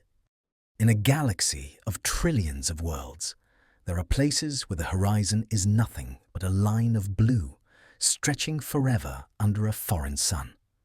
They are the oceans of the cosmos, the ancient wisdom, starry histories. Astronomy did not begin with a telescope. For thousands of years, humans have looked at the sky to find their way across the sea, to mark the seasons for planting, and to build their monuments. The sky was our first clock, our first map, and our first calendar. At Stonehenge, the stones align with the summer solstice. In the Egyptian pyramids, shafts point toward the belt of Orion. The Polynesians navigated the vast Pacific, using only the stars as their guides. Every culture has found its own meaning in the light. Every culture has a story about the stars. For the Greeks, they were gods and heroes. For the indigenous Australians, the dark spaces in the Milky Way were a giant emu. The stars were the canvas of the human imagination. This ancient wisdom is part of our shared heritage. It reminds us that our relationship with the sky is not just scientific. It is cultural, spiritual, and deeply human. We have always been a species that looks up. The stars are the common thread that connects us across time and space. The Copernican revolution, the shifting center. For a long time, we thought we were the center of everything. But 500 years ago, Nicholas Copernicus dared to suggest that the Earth orbits the Sun. This was the beginning of the end for our cosmic ego. It was a revolution of perspective. Since then, every discovery has moved us further from the center. We found that the Sun is just one star among billions. We found that the Milky Way is just one galaxy among trillions. We are a small part of a very large whole.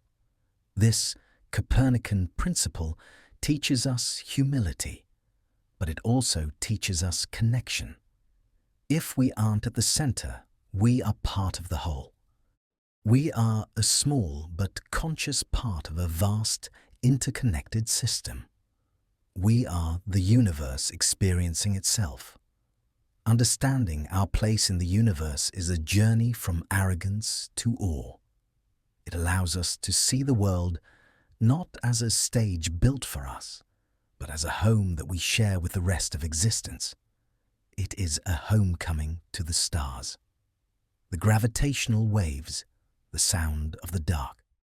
Space is not just a place where things happen, it is a fabric that can vibrate.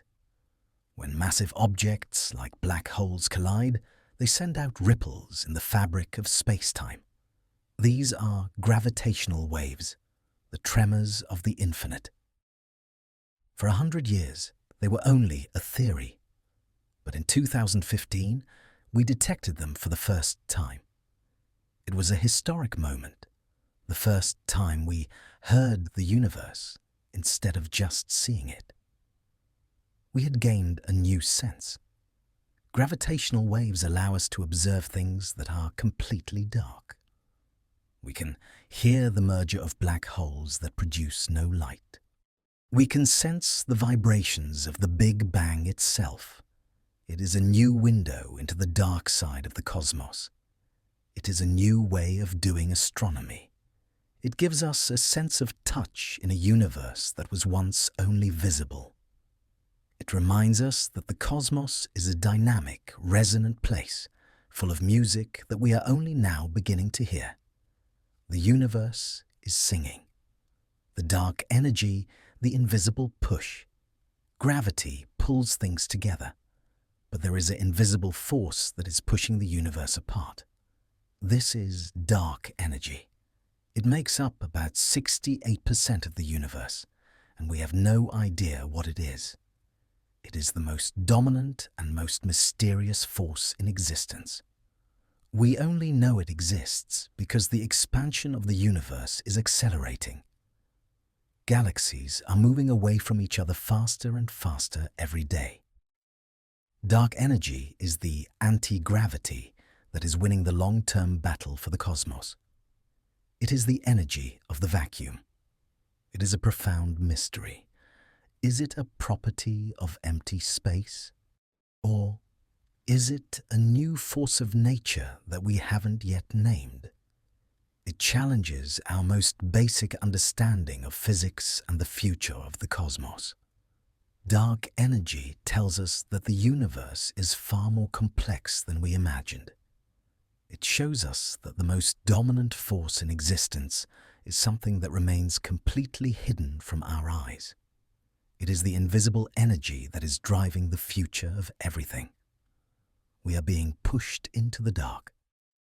The local group, our stellar neighborhood. The Milky Way is not a lonely traveler. We are part of a small cluster of galaxies called the local group. It contains about 50 galaxies, held together by their mutual gravity. It is our home in the larger cosmic landscape. Our largest neighbor is the Andromeda Galaxy. There are also smaller satellite galaxies, like the Large and Small Magellanic Clouds, which orbit the Milky Way like moons orbit a planet. We are part of a galactic family.